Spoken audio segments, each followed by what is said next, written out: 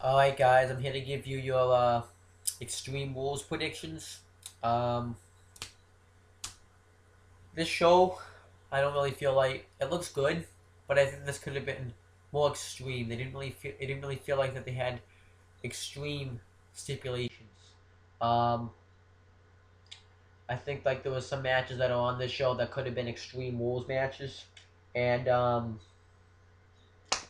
it's just not the case. There are some Extreme Rules matches, but there's not like a lot of matches that are Extreme Rules matches. Most of them were just singles matches or just regular tag team matches. Um, I do think that they have been building up the show pretty decent. I'm not completely looking forward to this, but I have some interest in this show. Um, let's see how the show works. I think the show could be good, though. It has a chance. Um, let's get to the first match.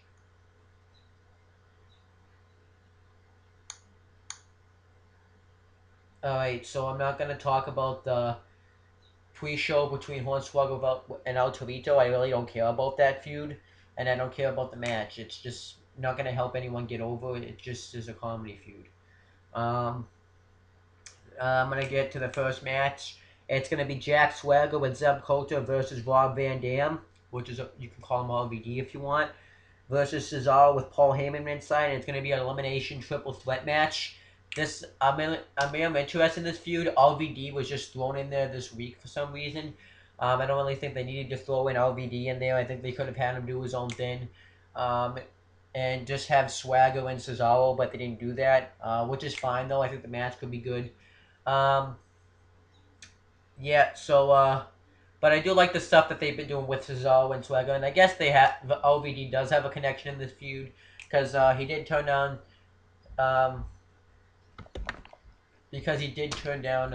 Zeb Coulter's offer to join the Real Americans, and he did have a confrontation with him and Paul Heyman last week. Had like a confrontation, so I guess LVD does make sense in this feud.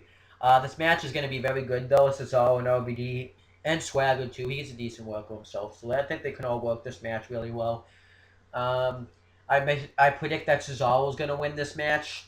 I think Swagger will get out first, and then Cesaro will eliminate LVD and win the match. So that's how I see it playing out there. The next match is R-Truth and Xavier Woods versus Alexander Rusev with Lana. Alexander Rusev's going to destroy him. Why the hell wouldn't he? They'll put up a decent fight, but it's just going to be a destruction. Um, Next, we have Paige defending the Divas Championship against Tamina Snuka. This match should be a very good decent match. I've been watching Paige work matches on Raw, and I watched her work a match against Emma on NXT, and they were very well done matches. And Tamina Snuka had a good match with Natalia on SmackDown, so I think they could work really well together. I think Paige is going to retain the championship because she just won it, and she just lost. She had to lose and JBL just stripped her of the NXT championship on NXT, so I think she's going to end up coming out victorious. Next match, we have Big E defending the Intercontinental Championships against Bad News Barrett. Um, I am interested in this match. They did build up Bad News Barrett. For months, he was giving people bad news, and they built him up at this tournament. He ended up beating guys like Dolph Ziggler. He beat Sheamus. I mean, and he also ended up beating LVD on Raw. So I think this could be a very good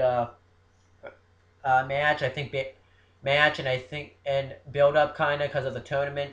I think Bad News Barrett is gonna win because of the tournament situation. He did have to go through hell to win that tournament, so I think he should end up winning the title. And I think Big E's hold the title long enough. I think it's time to give it to somebody else, and because he hasn't really done anything with it. Let Bad News Barrett win with it. I think he could do a lot with the championship, even though he didn't the past couple reigns he had. But I think this time he'll finally get a legit run with the championship because he can do some entertaining stuff. The next match is we have John Cena versus Bray Wyatt in a steel cage match. I am actually very interested in this feud.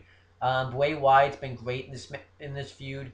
They have been doing some good stuff with John Cena. Um, Bray Wyatt's been great. He's been really getting over with the crowd lately.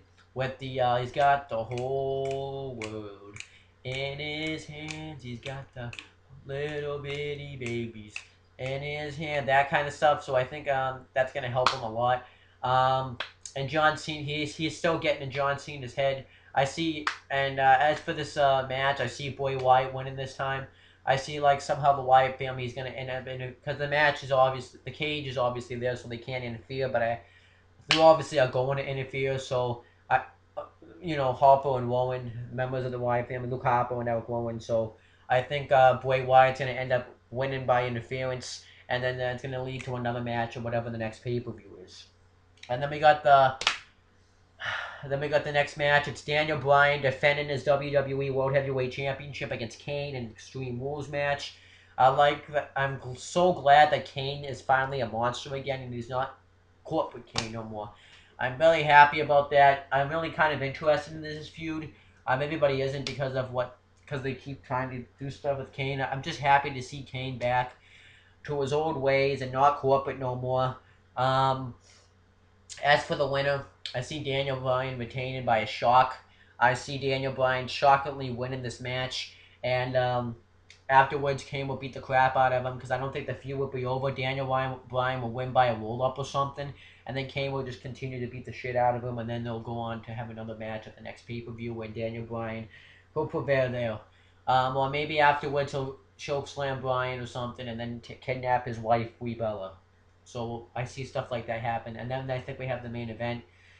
We have the Shield, which is Seth Rollins, Roman Reigns, and Dean Ambrose versus Evolution, which is Randy Orton, Batista, and Triple H.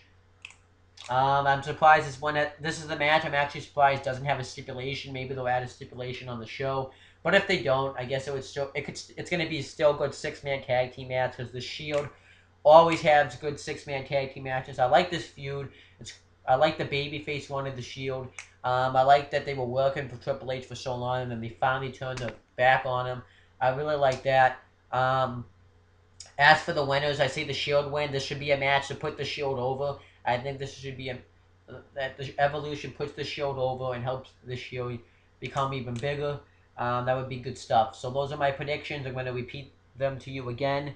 Like I said, not giving you a predictions for the pre-show. I might not even watch the pre-show. I predict that Cesaro is going to defeat Jack Swagger and OBD. I predict that Alexander Rusev is going to destroy R-Truth and Xavier Woods. I predict that Paige is going to go into Extreme Rules and defend and retain her Divas Championship against Tamina Snuka. I predict that Bad News Barrett's going to defeat Big E and become the new Intercontinental Champion. I predict that Bray Wyatt's going to beat John Cena in the Steel Cage match. I predict that Daniel Bryan's going to face Kane in the Extreme Rules match, and he will defend and retain his his WWE World Heavyweight Championship against Kane. And I predict that the Shield will beat Evolution. So that's my predictions videos, guys. The show looks pretty good. I think there could have been a couple more extreme matches in there, but what are you going to do? But that's pretty much it, guys. Thank you guys for watching this video, and all I have to say is peace out.